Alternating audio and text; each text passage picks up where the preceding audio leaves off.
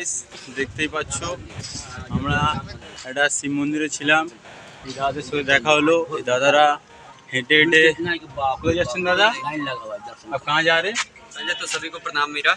और हमारा जो यात्रा है वो देवघर से माता रानी वैष्णो देवी के द्वार तक है।